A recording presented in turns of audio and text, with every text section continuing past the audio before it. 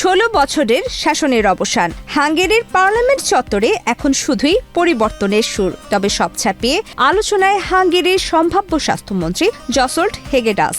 শনিবার প্রধানমন্ত্রী পিটার মাজিয়ারের শপথ অনুষ্ঠানে আবারও সেই ভাইরাল নাচে মেতে উঠলেন তিনি।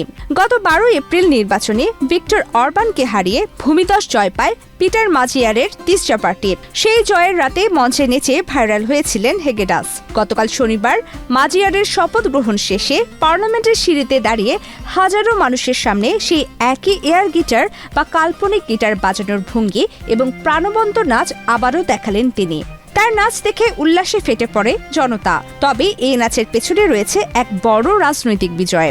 বছরের পর বছর অর্থনৈতিক স্থবিরতা আর ইউরোপের মিত্রদের সাথে তিক্ত সম্পর্কের পর হাঙ্গেরির মানুষ বেছে নিয়েছে মধ্য ডানপন্থী নেতা পিটার মাজিয়ারকে, যার হাতে এখন হাঙ্গেরির সংবিধান পরিবর্তনের একচ্ছত্র ক্ষমতা।